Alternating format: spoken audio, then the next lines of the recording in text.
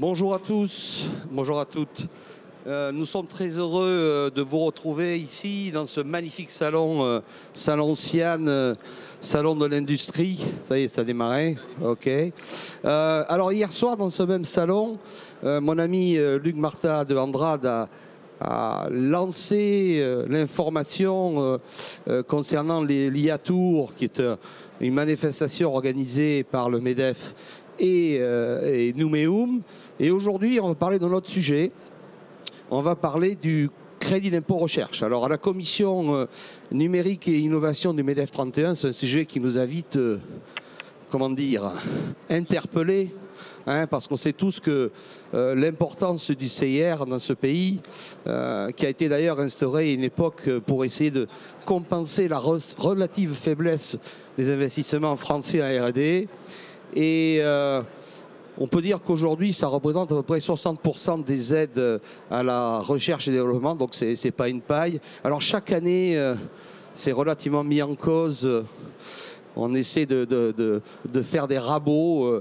On est un petit peu rassuré parce que il semble que le projet du gouvernement, projet de budget, donc n'a pas touché a priori, mais maintenant on va rentrer dans la phase parlementaire et les choses risquent de changer. Alors, nous vous proposons une intervention en deux étapes. Une première étape, on va mettre à contribution deux autres membres de la commission numérique et innovation du MEDEF 31, Julien Bugeaud et Jérôme Bonduel. L'un est président, non pardon, pas président, excusez-moi, l'un est directeur associé chez FRS, c'est Julien Bugeaud, et l'autre, Jérôme Bonduel, est responsable des partenariats de Letton, qui est un cabinet qui œuvre depuis quelques années dans le secteur. Ensuite, alors, ils vont nous présenter le dispositif, parler un peu des origines, les évolutions, ce que ça peut apporter d'intéressant pour les entreprises, les bénéfices. Et puis ensuite, on se tournera vers deux invités que nous avons la chance d'avoir, deux présidents. Le président de l'UMP... L'UMM, pardon. UMM, MP, Occitanie. Excuse-moi Didier, voilà. Non, mais c'est terrible les sigles. Donc, qui viendra nous parler un petit peu de la perception qu'en a donc l'UMM pour ces entreprises, et puis quelques craintes pour l'avenir, s'il y a lieu. Et ensuite, Pierre Louvénaud, notre président du MEDEF 31, rebondira sur le sujet et nous apportera son point de vue et les dernières informations auxquelles il a pu accéder. Voilà comment nous allons répartir les choses. Alors, on va commencer directement avec les professionnels du CIR et je vais poser une question à Julien et on va lui demander de nous présenter quelques chiffres clés du CIR, ses principes, ses objectifs. Oui, effectivement. Merci Eric. On va repositionner un petit peu le contexte. Donc, le crédit d'impôt recherche, qui est un dispositif phare en France, la France a été le pays qui a créé le crédit d'impôt recherche en 83. Donc, il a le même âge que moi, donc un tout jeune dispositif dynamique. Et pour replacer les objectifs du crédit d'impôt recherche, ça a été créé pour dynamiser et pérenniser les dépenses de R&D au sein des entreprises en France.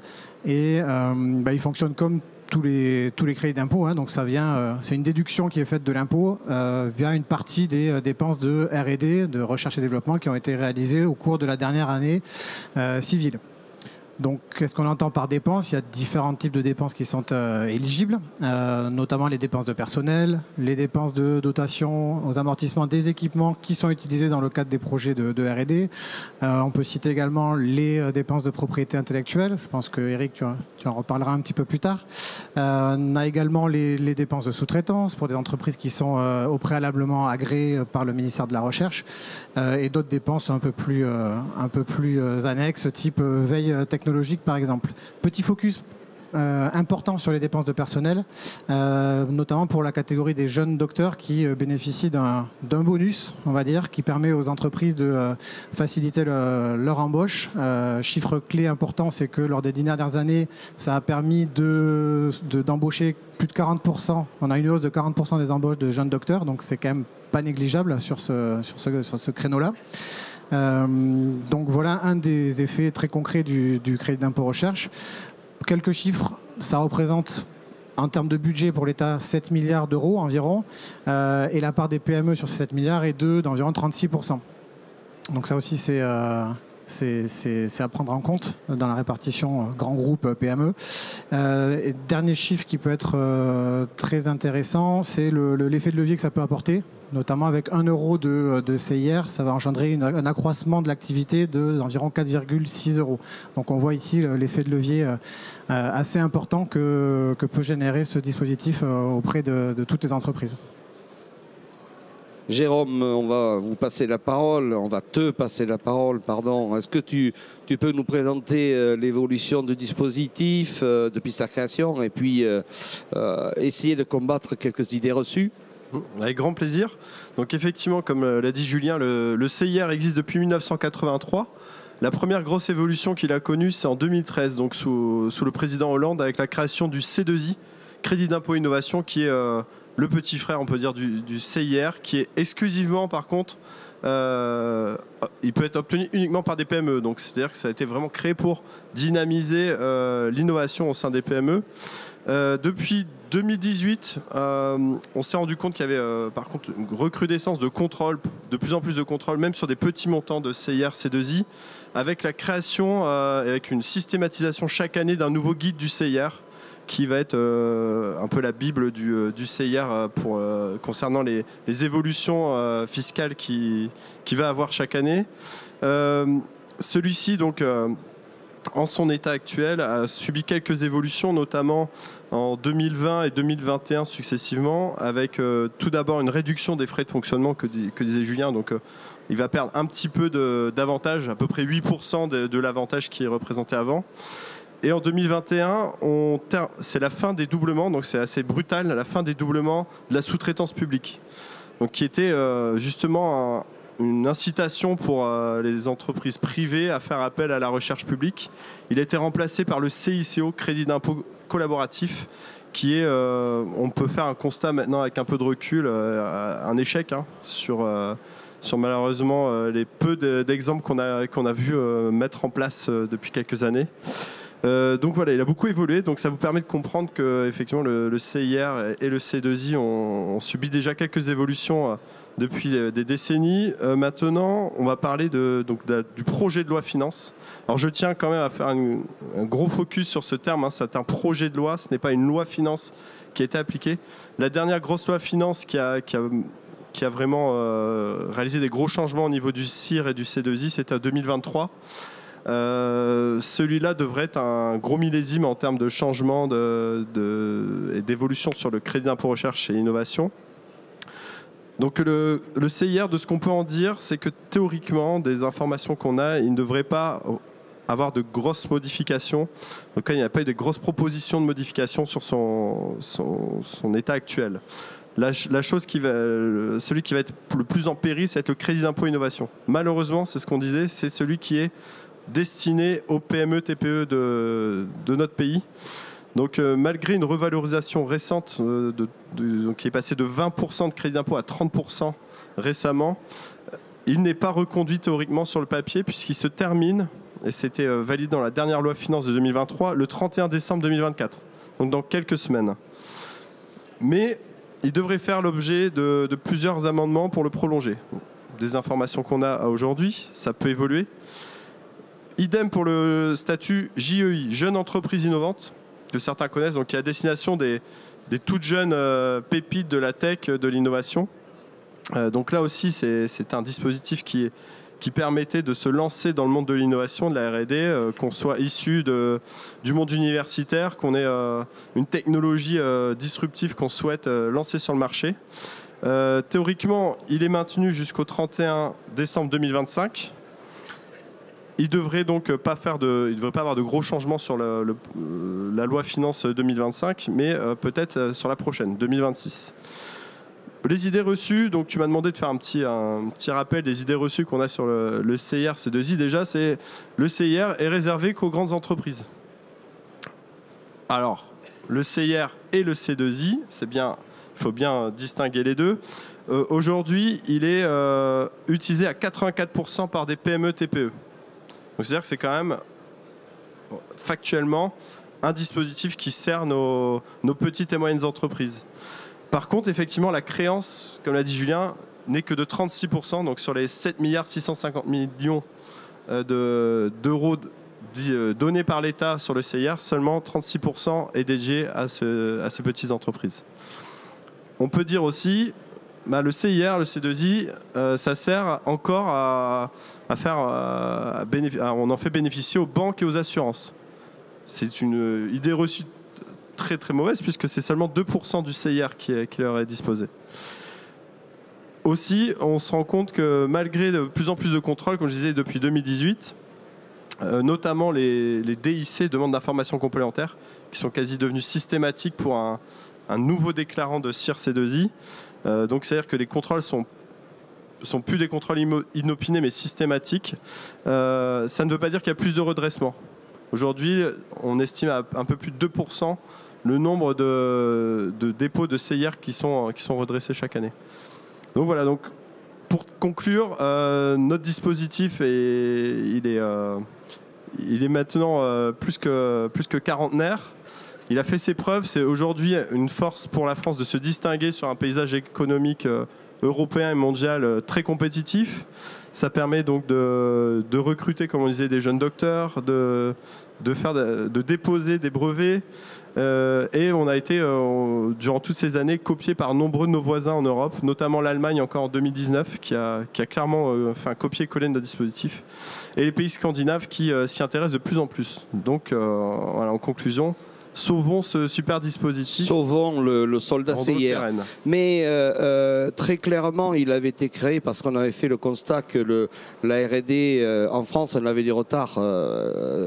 Les investissements de la R&D par rapport à certains de nos voisins, c'était le but de l'opération. Donc, la légitimité du dispositif coule d'évidence. Hein. Alors, pour rebondir sur ce que tu disais, effectivement, ce que tu disais aussi, Julien, il est vrai que, alors du point de vue de la protection intellectuelle, qui est un sujet effectivement qui me tient à cœur dans mon métier, on sait qu'on a déjà du retard en matière de dépôt de brevets, qui est un actif quand même qui est essentiel pour nos entreprises, particulièrement les industriels, bien sûr.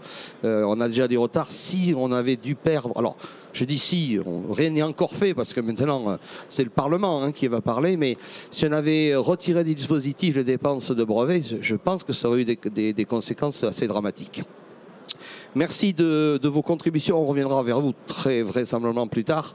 Maintenant, je voudrais savoir ce que notre ami Didier Casameyer pense de tout ça et surtout son expérience, parce que lui, s'il y a quelqu'un de bien placé pour en parler avec ses responsabilités donc dans la filière. Alors, je rappelle donc président de l'UIMM, c'est l'Union des industries de la métallurgie. Oui. C'est le MP derrière qui perturbe. Bon, c'est pas ta seule casquette, puisque Didier est également directeur des affaires industrielles d'Airbus, donc et médiateur, donc il connaît bien ces sujets-là. Alors on va avoir son avis, et puis peut-être que tu as aussi des informations qui viendraient compléter celles qui nous ont été données. Merci Eric. Premier élément qu'il faut noter, tout ce qui a été dit, j'abonde complètement et j'essaierai de revenir sur certaines thématiques. Aujourd'hui, ce qui est certain, c'est qu'on est dans une difficulté, je pense que Pierre-Olivier rebondira sur cette thématique, on est dans une difficulté qui est réelle. Qu'est-ce qu'on fait sur le budget 2025 par rapport aux contraintes qui sont les nôtres? On les connaît toutes. Il va y avoir là des positions politiques qui vont être prises. Sur ces positions politiques, elles vont avoir une conséquence sur l'économie et ça a déjà commencé. Je rappelle que nous avons eu des élections législatives au mois de juin, que nous sommes restés dans l'incertitude pendant quelques mois et que le ralentissement économique est une réalité aujourd'hui. Ça, c'est le premier point. Le deuxième point, donc nous, on est au ralenti et on a un monde qui avance toujours plus vite. On nous parle de compétitivité, on nous parle de réindustrialisation, on nous parle d'attractivité et on fait tout pour freiner ces trois thèmes. Donc ça, c'est déjà le premier élément sur lequel nous allons appuyer une position forte au niveau des filières, au-delà de l'UMM. Et là, on peut réfléchir sur l'ensemble des filières industrielles qui sont également impactées par la thématique que tu abordes aujourd'hui au travers de ta table ronde.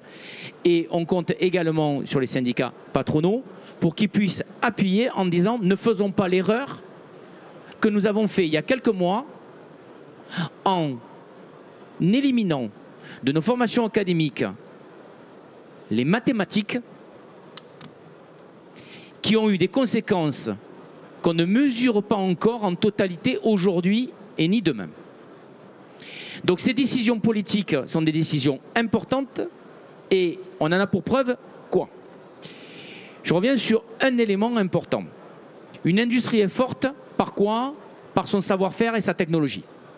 Donc on en revient de suite à la R&D, à la R&T. Nous sommes un petit pays, nous sommes une petite Europe face à des géants qui ont là une capacité financière qui est tout autre par rapport à la nôtre. Ça, c'est le premier constat.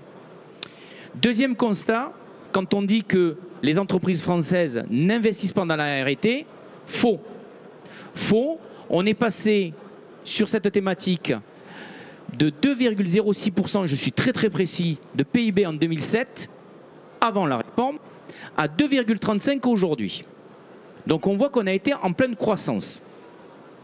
Cette hausse, c'est 8 milliards d'euros supplémentaires. Ça, c'est déjà le premier élément, qui était un élément, je rappelle, imposé par le législateur dans la définition même du CIR. Ça, c'est le premier point. Le deuxième point, la France est hissée au 12e rang mondial les plus innovants en 2022. Alors tu vas me dire, Didier, on est en 2024, c'est vrai que la clôture 2024, elle n'est pas faite, et j'ai des résultats basés sur 2022. Contre, écoutez bien, 22e place en 2011. On a gagné 10 places au niveau du classement international, alors que si on regarde le classement dans les écoles supérieures, etc., on est en repli. Ça veut donc dire quoi? Ça veut donc dire que cet outil qui a pour vocation d'aller chercher de la technologie, d'encourager la recherche, et de la recherche fondamentale, qui va nous positionner sur des secteurs sur lesquels on a été différenciants il y a quelques années. Je pense à la partie énergétique avec le nucléaire, qui a été une de nos forces. Je pense dans un secteur qui est le mien, et vous le savez très bien, j'y suis attaché, l'aéronautique, qui fait qu'aujourd'hui, nous avons là, dans ce monde qui est un monde concurrentiel, une avance technologique par rapport aux solutions que nous proposons. Et quand je vois les enjeux qui sont les nôtres, sur la transformation de nos systèmes industriels, sur la prise en compte de cet environnement beaucoup plus responsable que nous avons, et nous avons des thématiques ce soir sur ce sujet-là au niveau des battles de l'industrie, nous sommes des gens responsables. L'industrie est responsable. L'industrie veut être plus verte, plus responsable vis-à-vis de son écosystème. Pour ce faire, qu'est-ce qu'il va falloir? Il va falloir repenser, il va falloir réfléchir à cette évolution. Et ça passe par quoi? Par la technologie. Et donc, par la recherche et l'innovation. Donc, supprimer ce crédit d'impôt recherche, qui est qu'un allègement fiscal, ce n'est pas une taxe, etc. Ce n'est qu'un allègement fiscal. Il a des conséquences. J'ai un chiffre qui m'a bien plu, je le reprends, je ne me trompe pas dans mes petits papiers.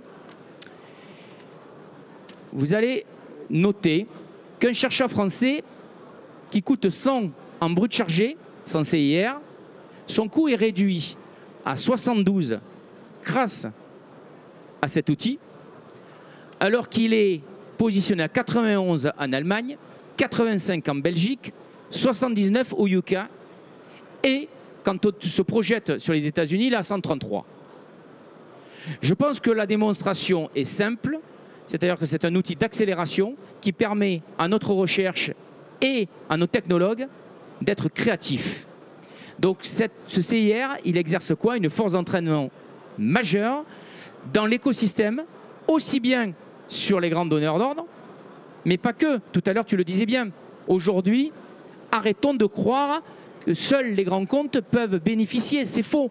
Les PME le sont tout autant. Ça, c'est le premier point.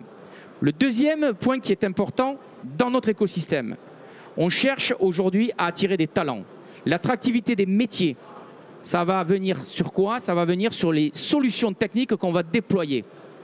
Donc pour attirer des grands talents qui vont transformer notre industrie et qui vont l'amener à être plus éco-responsable, c'est grâce à des gens qui auront pensé ces éléments-là. Donc ma conviction, c'est qu'il faut qu'on se batte pour que le législateur et que les parlementaires comprennent ces éléments-là. En tout cas, ce que je peux t'assurer, c'est que dans le cadre de notre mandat 2024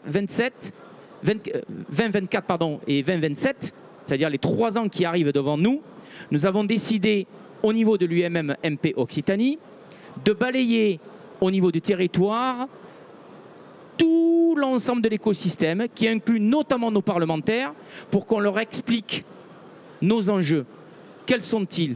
Qu'est-ce qu'il faut faire? N'allons pas détruire un outil qui est puissant et qui nous amène de la compétitivité. J'arrêterai là et je vais laisser maintenant la parole à Pierre-Olivier Naud. Je pense qu'il va rebondir. Merci Didier, je crois que ce que tu viens de nous dire, très simplement d'ailleurs, est assez éclairant et on est très nombreux à penser cela et il faudrait que tout le monde en soit convaincu. Alors maintenant, je vais me tourner vers Pierre-Olivier Naud, donc notre président au MEDEF 31.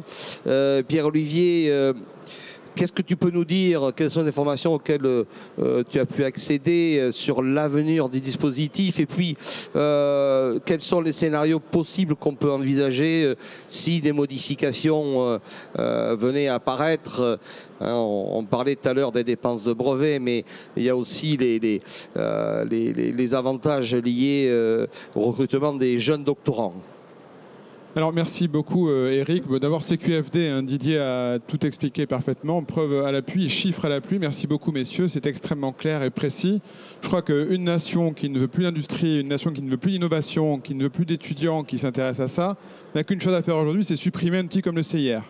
C'est aussi simple que ça. Le CIR, c'est l'incarnation précise d'un pays qui veut croître, qui veut se réindustrialiser, qui veut avoir des carrières scientifiques et techniques, qui veut innover et qui veut changer le monde. C'est aussi simple que ça. Donc si on ne veut plus le faire, on arrête le CIR aujourd'hui.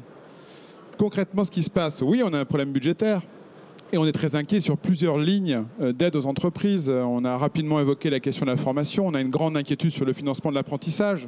Dans l'apprentissage des CFA qui sont concernés, qui sont terrifiés en ce moment, notamment techniques et industriels. Qu'est-ce qu'on va faire avec ça? Grosse inquiétude. Les aides liées à la transition environnementale aussi, grosse inquiétude. Et puis sur le CIR, effectivement, très grosse inquiétude. On est rassuré parce que la version 1, mais bon, c'est une version 1 d'une peut-être V50 qui va arriver, j'en sais rien. Pour l'instant, on ne parle pas du PLF. À ce stade, ce matin, il y avait 38 amendements concernant le CIR. 38. De droite et de gauche d'ailleurs, qui voulaient soit supprimer, soit modifier à la réduction le CIR. Évidemment, énorme inquiétude là-dessus. On regarde ça très très près. Bon, je pense que c'est un ensemble, si vous voulez. Il y a beaucoup de choses qui se passent en ce moment et c'est un peu des deals, des négociations aussi qui se passent. Je dirais à ce stade, aujourd'hui, mercredi, que l'inquiétude est moins forte sur le CIR, par exemple, que sur le financement de l'apprentissage. Ce genre de choses. Mais quand même, il y a une inquiétude forte. Il faut savoir qu'historiquement, en plus, la Commission européenne a toujours lutté contre le CIR, sous influence des Allemands, qui ont toujours jugé que c'était des aides déguisées un petit peu au secteur d'activité. La richesse du CIR aujourd'hui, c'est qu'il est non sélectif en termes de secteur d'activité, il est plurisectoriel. C'est ce qui permet d'éviter l'accusation par l'Europe d'une aide spécifique aux entreprises. Ça fonctionne bien, on le défend comme ça. Ce qui est drôle aujourd'hui, c'est que depuis 3 ans, l'Allemagne a créé son propre CIR quand même. Donc aujourd'hui, ils ne sont plus trop à s'en plaindre auprès de la Commission européenne. Mais il y a un point d'attention assez fort, surtout que l'Europe aujourd'hui a un argument fort, c'est qu'on est à 6% de déficit budgétaire, comme Didier l'a rappelé, plus de 6%. Donc ils peuvent nous dire, nous, on a des idées pour vous aujourd'hui pour un petit peu réduire votre déficit budgétaire. Bref, il y a une énorme inquiétude là-dessus. On a 2 autres inquiétudes aussi. C'est le C2I, on t'a parlé, le crédit impôt innovation, qui arrive à son terme cette année théoriquement. Bon, l'info du jour, c'est que le MEDEF a fait, la façon dont ça se passe, les corps d'influence comme le MEDEF ou d'autres rédigent des projets d'amendement. On a rédigé un qui est porté par un député, je ne sais pas lequel, qui va être présenté prochainement, qui demande une prolongation de C2I pour les 3 prochaines années. Et là, comme il est très spécifié sur les PME, on a plutôt confiance dans la capacité de cet amendement à aboutir, donc à préserver le C2I. Je ne sais pas dans quelle mesure encore il va l'être, mais enfin, on est là aussi un élément d'observation fort. Non, on a eu une mauvaise surprise en parlant de structure d'influence. On a eu une mauvaise surprise, c'est celle, tu as rapidement évoqué le sujet, hein, Jérôme, c'est celle des statuts de jeunes entreprises innovantes. Aujourd'hui, figurez-vous qu'il existe dans ton secteur d'activité un taux d'IS réduit hein, pour le bénéfice des brevets notamment, des licences, hein, à 10%, ce taux d'IS. Figurez-vous que France Digital, pour défendre un petit peu ce statut de jeunes entreprises innovantes, a proposé au gouvernement de raboter le CIR et également d'augmenter ce taux d'IS préférentiel, de le remonter à 15%. Donc on a un petit peu attendu cette initiative, elle est très récente aussi. C'est un petit peu quelqu'un qui qui décide de jouer seul dans son coin. C'est très ennuyeux, c'est très embêtant. Bon, évidemment, on va leur parler, on essaie de faire en sorte que leur fusil change d'épaule, mais c'est pas évident. Ce que je veux dire surtout, c'est que à ce stade, en termes de scénario de sortie, ça ne va pas être évident parce que les très grandes entreprises, donc 1 milliard, 3 milliards d'euros de chiffre d'affaires, elles aussi voient un taux d'IS augmenter ponctuellement pour 3 années. Écoutez, Rodolphe Saadé, patron de CMA CGM, qui dit clairement on comprend qu'il faille contribuer au rééquilibrage du budget, mais ça veut dire que ça sera autant moins d'argent qu'on pourra investir dans les 3 années qui viennent. Quel retard va prendre la France avec ça ? Quel retard des industriels aussi riches, je pense à la créativité et l'innovation industrielle qui est à l'heure, comme Pierre Fabre, comme Airbus, vont pouvoir mettre dans de tels investissements s'ils doivent payer des impôts en plus. Si en plus le CIR vient toucher leur propre capacité à investir, à recruter et aller vers plus de formation, notamment dans les carrières scientifiques, on aura un gros problème et le retard, il est certain. Là aussi, ça a été évoqué rapidement. Chine, Inde sont des pays avec des politiques différentes, mais enfin qui ne se gênent pas pour financer très directement leur industrie et leur innovation. Mais pensons donc à l'IRA, Inflation Reduction Act. Ça, c'est un CIR puissance 100 000, quoi, en fait, en termes d'efficacité. Et aujourd'hui, il y a des entreprises, y compris françaises, qui décident d'aller développer leur ingénierie aux États-Unis pour bénéficier de cet IRA. Simplement parce qu'ils ont une vision globale. Et honnêtement, qui devrait se priver? C'est normal. Donc un outil comme le CIR doit absolument demeurer. Sinon, c'est autant d'années de retard qu'on prend. C'est prioritaire. Merci beaucoup Pierre-Olivier. Merci beaucoup à tous les quatre. Il n'y a qu'une conclusion qui s'impose très simple. Il faut sauver le soldat CIR. C'était mon idée de titre d'intervention au départ et je la maintiens, je la confirme. Encore merci à vous et ravi encore une fois d'avoir pu être au contact de l'industrie. Nous en avons tellement besoin et nous sommes tellement attachés. Merci à vous tous. Merci Eric.